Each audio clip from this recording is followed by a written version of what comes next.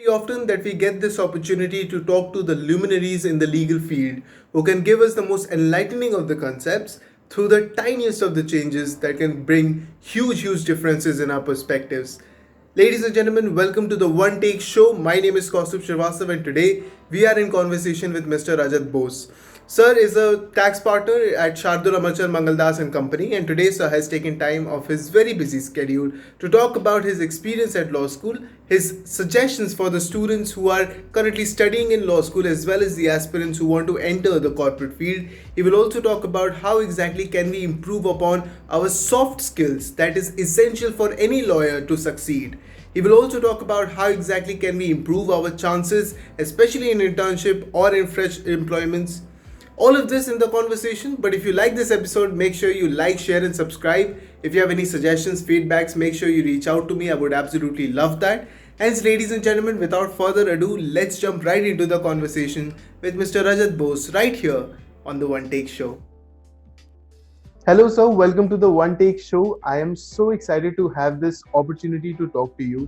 I've been wanting to have this conversation with you for such a long time, and for a law student like me who's trying to try on these envelopes of ventures that we decide to increase our reach and reach out to the leaders and luminaries in the field. It is really gracious of yours to accept this invitation and come to my podcast because this will add so much value, not just to me personally, but to the podcast, to each and every listener who listens to your kind words and learns from your experience. So, thank you so much, sir, for taking time out of your busy schedule. And thank you so much for gracing my podcast. Thank you, Costa, for inviting me on this session. And I hope that I'm able to add some value to the lives of law students as well as young lawyers who are just starting out in the profession and share my experiences as to how my journey has been over the last 14, 15 years so that whatever little experience that I have gained, I can pass it on to the younger generation of lawyers. Right, sir. Thank you so much. I believe everyone who listens to this podcast will really benefit out of this conversation. So, before we talk about the substantial things that will really benefit a lot of law students, I believe one of those very interesting areas is always the experience of my guests. Uh, Before we move into the other portions of the conversation, I would love to know about what inspired you to take up law as a field, what helped you to explore the various opportunities that you did. How was your experience in law school? A little bit of the journey, if you can. Sure, Kaustubh. So, I'm a first generation lawyer. There's nobody in my immediate family who is from a legal background. So, this was something which was completely new to me. And, when I was in class 12th, actually, law was not my first preference. I always wanted to pursue something in the field of economics. And, I had also applied for after my 12th results. I had applied to various colleges in DU for pursuing a bachelor's in economics. Uh, but at the same point of time, it was after my 12 boards. Uh, I had a few friends who I knew from coaching, etc. Who were sitting for law examinations. At that point of time, when I was starting off in law school, there were only 4 national law colleges. Now, of course, there are many, but at that point of time, there was, I think, Bangalore, Hyderabad, Calcutta, and NLU Jodhpur was, I think, probably the first batch which was starting off at that point of time. So these were the 4 law schools which were there. So I happened to also give the exam at that point of time, the entrance test, and at that point of time there were separate entrance test for all the law schools. There was no common entrance test. So I gave the exams for Hyderabad, for Jodhpur, and for Bangalore, and I got through Jodhpur as well. So uh, and there really the decision was that whether I should go to Jodhpur to pursue law, or I should sort of stay back in Delhi and look at a course in economics. So I decided to visit Jodhpur to see the college. And don't take me wrong, honestly, I just when I reached there, it was sort of a shock for me because it was middle of nowhere. At that point of time, it was somewhere on the highway, and there was nothing around it. And being from Delhi, I've always lived amidst general civilization. So it was very difficult for me, and I thought that I won't be able to survive in that kind of place. So I came back. In the meantime, I'd also applied to various other law colleges, and incidentally, I got a call from ILS Law College. The deputy registrar, assistant registrar had called me and said that my name is uh, on the last list. The last name is mine. So I said, okay. Pune sounds like a good option, so let's go and explore. And I frankly, I also wanted some part of me wanted to get out of Delhi as well, and explore life outside Delhi, living alone, etc. So I went to Pune. I went with my cousin brother who was at that point of in Bombay. So he joined me, and we had a blast in Pune actually. So that's how I decided to stay in Pune and study law. But of course, it was nothing which I had decided beforehand. Before, I mean, nowadays people start preparing to young generation, young guys start preparing from 11th, 12th. There was nothing like that. It was just a matter of chance that, and that's how I landed up in law school. Right, sir. One thing I can completely relate to you is that even today, with all due respect to all my peers in NLU Jodhpur, is still in Mandor, which is quite far away from Jodhpur. It is still in the middle of the highway. We still have to wait for auto walas in the morning to go to the railway station and stuff. So completely understandable. Although Delhi universities have a lot of benefit when it comes to the opportunities or the exposure is concerned, that is a big factor for people to consider. But that's a very interesting story, sir. Understanding from that, I think one of the important questions that comes from a lot of law students is that would love to learn from you is, what were there any specific activities which were very exclusive to law school that you have particularly participated, which have contributed to your journey? For example, moots, maybe papers or debates or sports, maybe that's something that has contributed in your journey. See, when you go to a law school, and I believe when I went to a law school early 2000, there were much lesser things to do as compared to once this entire sort of digital technology, social media, etc., has taken over. At that point of time, there was hardly any social media platform. I mean, I think I created an Orkut account in 2006. That was the time when I was getting out of law school. So now, of course, there are many more things to be done. So honestly, as far as my personal, school, my personal years in law school is concerned, I didn't do much there. So it was simply, going to college, hanging out with friends, sitting in the cafeteria, and then coming back and sort of chilling for the rest of the day. And yeah, and that's pretty much how the 5 years went by.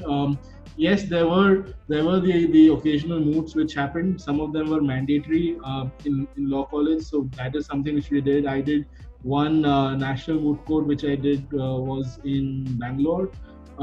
Apart from that, there were some other courses which I did, but I really think that those didn't help me later on. So it's something which if a law student actually is thinking about doing some additional diploma, I don't really think that's going to help you later on, because those are more theoretical.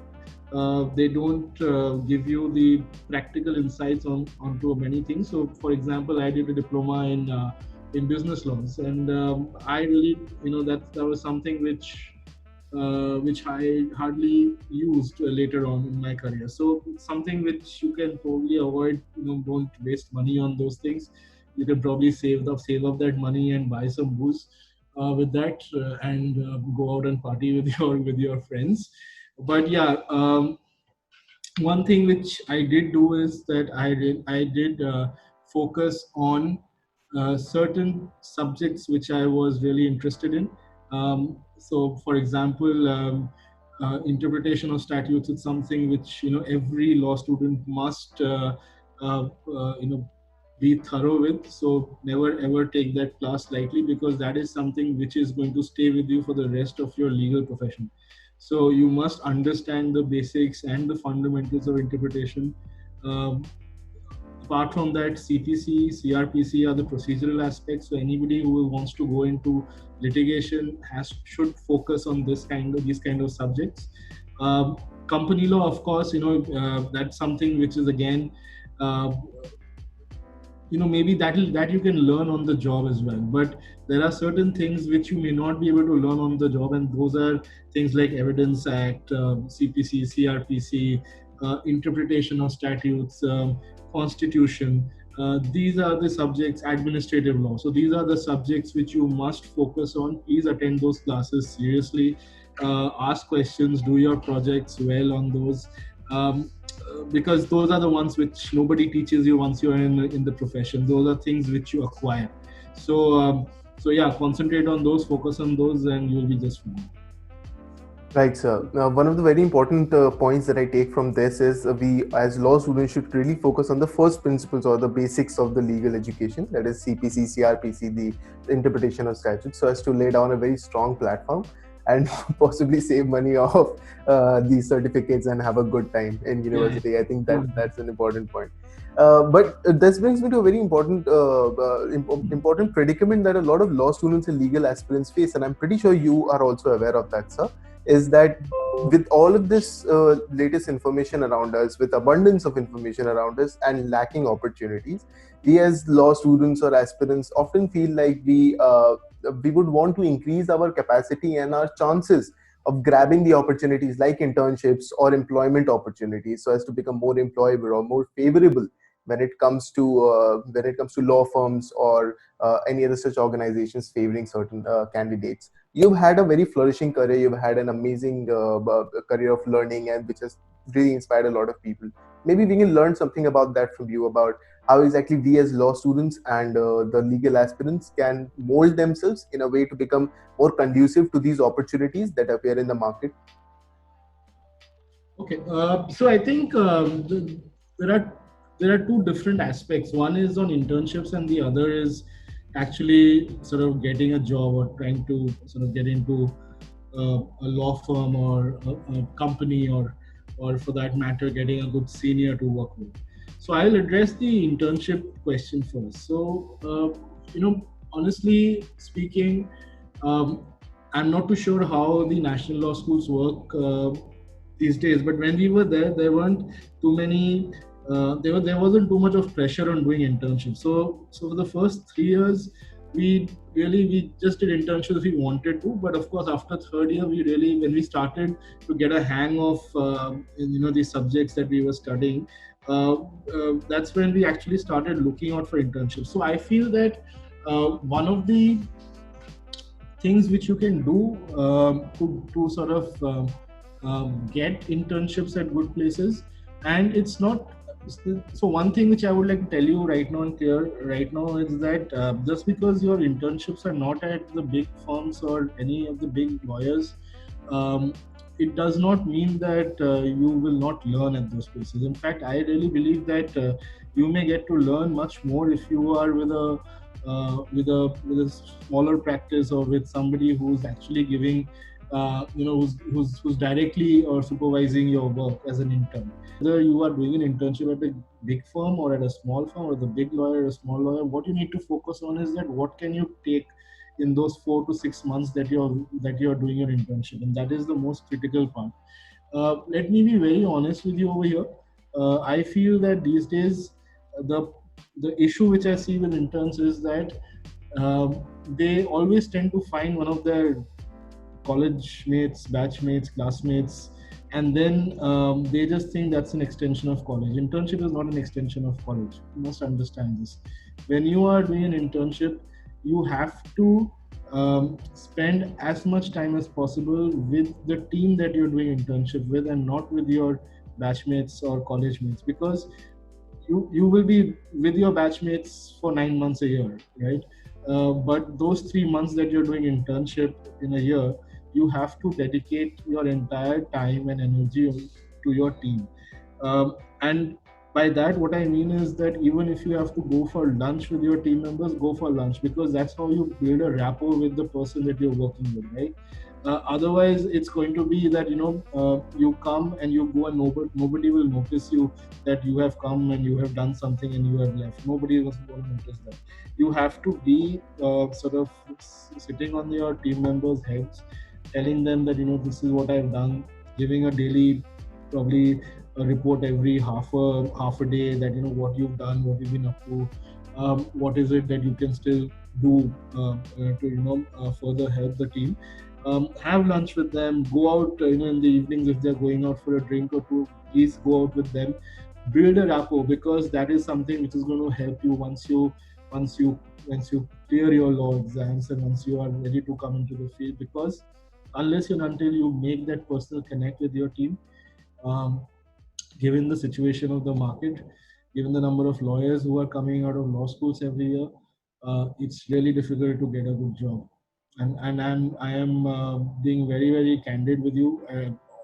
I'm not trying to scare anybody, but yes, there is a lot of competition. Given the number of law schools, I don't even know how many there are now in India, but I'm guessing there'll be at least 25 odd law schools in India, and there are bright students from every law school. I mean, it's not that only NLS or Nalsar or these guys are the best. No, there are students who are coming from every law school who are good, great at what they do. But it's just that there is so much of competition and so little space to grow. If you don't have that personal connect, and it's especially for somebody who's a first generation lawyer, if you don't have a connect there, it's difficult for you to get a good opening or start. Right, sir. I think this is probably one of the most important advice that I have received with respect to how we should actually work in an internship. We always get advices as to how to approach the internship, or how to get an internship in the very first place. But and the second point being that you yourself are a first generation lawyer, and I personally am also a first generation lawyer, like many other such uh, law students who are going to be first generation lawyers, who need so much guidance because they don't find the same.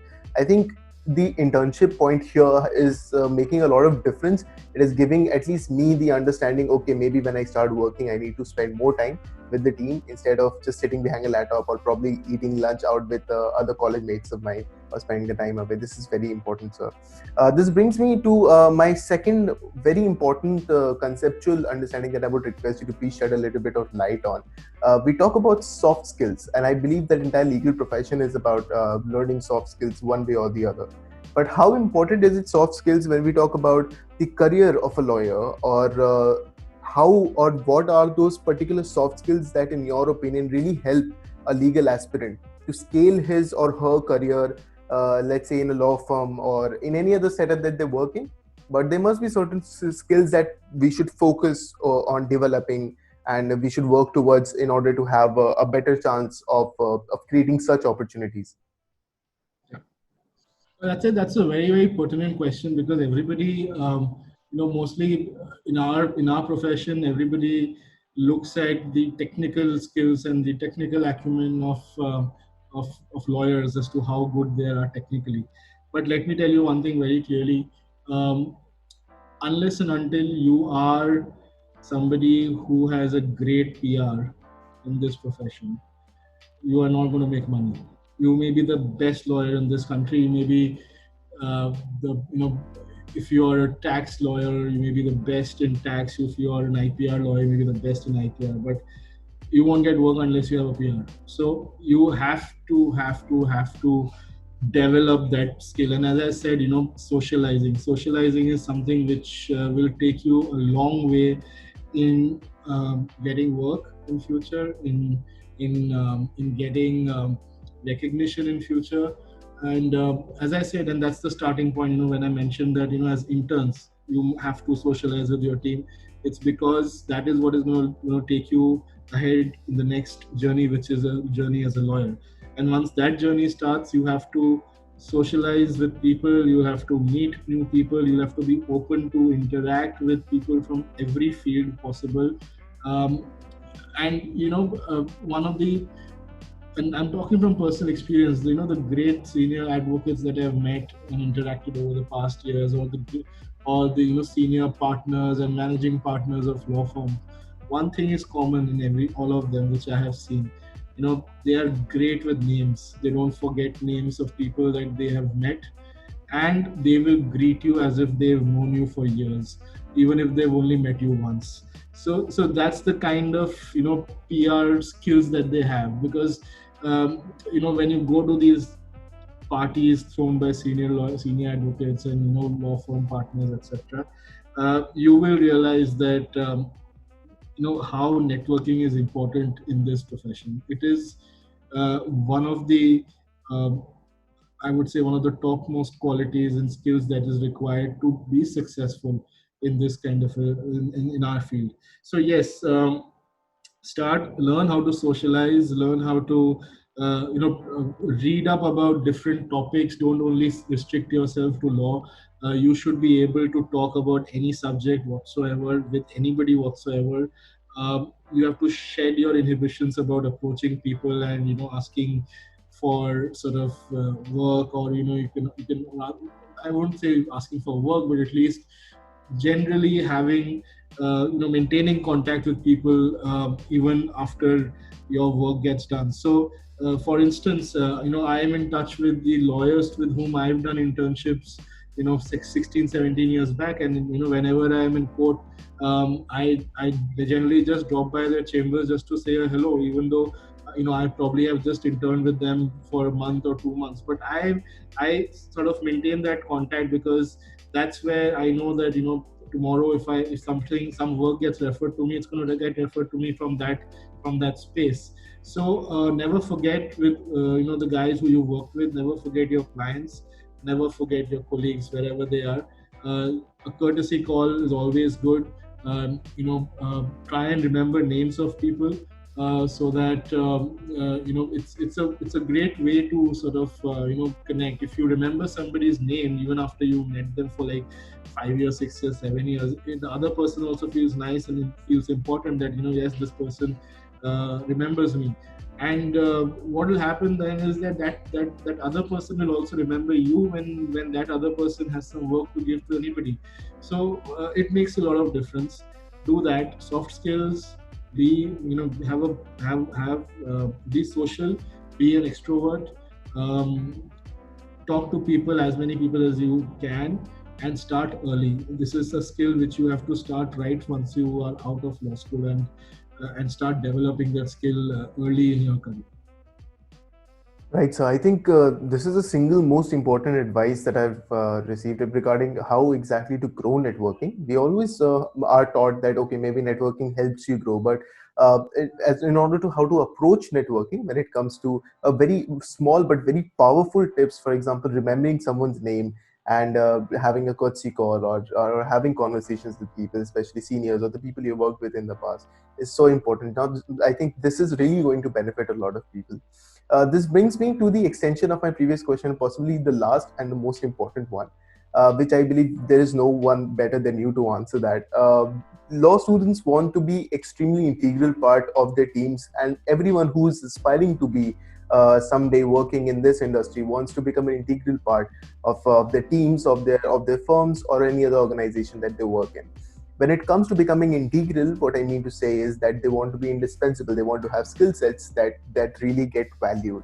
At this instance, sir, I would like to ask you, as in, what exactly law firms look for in let's say associates, or I would also go down to interns, maybe. What exactly the partners look for in their juniors, or the people who join their team? As in, what can we build inside us as a character trait that will help us somehow to contribute to our teams and to our seniors? Um, See, the thing is that different partners, different leaders may have different, different answer to that question. But for me, I can say that the thing which I look at and which I feel is something will go a long way in me determining whether I want somebody to work in my team or not, is um, how much ownership does that person take of the work which that person does. Uh, a lot of time these days, I feel that young lawyers and interns, um, they tend to sort of do something and then not see it through or not take ownership of the work that they've done. By ownership, I mean that if you start um, treating the work which you do as something which is as your own baby, uh, that is something called ownership. And you will automatically see the difference in the quality that you do, because once you start taking something as your own, you will start nurturing it as your own, you will start protecting it as your own, and you'll also ensure that whatever it is that you're doing, that is up to the best quality possible. I mean, just for a simple example, everybody keeps their house clean, right? Why? Because that house is yours. And that's how it is, that's how it works even in profession. As long as you, if I, let's say I give you an advice to, or give you an opinion to work on, or if I give you a writ to draft, you should work on it, or you should draft it, not because you're doing it for me.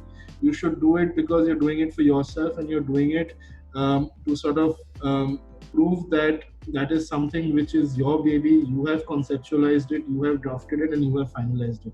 So never ever, when you're giving some work product or deliverable to your senior, don't think that, yes, there may be certain things which I have not done correctly, which of course that senior associate or principal associate or partner will look and correct.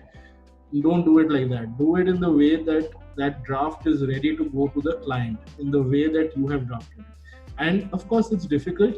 You will learn over a period of time how that is done. But as long as that thought is there in your mind, as long as that intent is there in your mind, that is good enough. And that is when you will see the difference in your work. As soon as you start taking ownership, um, you will see that you will want to work. Even if you have to work late hours, you'll be happy doing it. Even if you have to work on weekends, you'll be happy doing it, as long as you are ready to take that ownership. So yeah, so that's my advice to young lawyers and interns, that whenever you get work, take ownership of it, move forward. Right, sir. I think this is really important because for multiple reasons, and all of the entire conversation gets summed up in this one advice, wherein we should learn how to take ownership of our work. And if I believe if I start take because we more than often it happens that when we intern, we always think of the certain draft or certain research work as a very ancillary form of a contribution that might affect the largest scheme of things or not. But I think if we start taking the ownership of our work, it will start standing out. Maybe we can get recognized and probably get indispensable in a way or the other. So the entire conversation has been extremely enriching, very valuable for everyone who tunes into this podcast, listens to each and every word of it, and possibly will be making notes out of it. Thank you so much, sir. I think this has been an amazing opportunity. It is very hot in Uttar Pradesh and in Lucknow. That's why I'm sweating so much. But I think I will. There's a storm in Delhi right now, so it's raining. That's fine.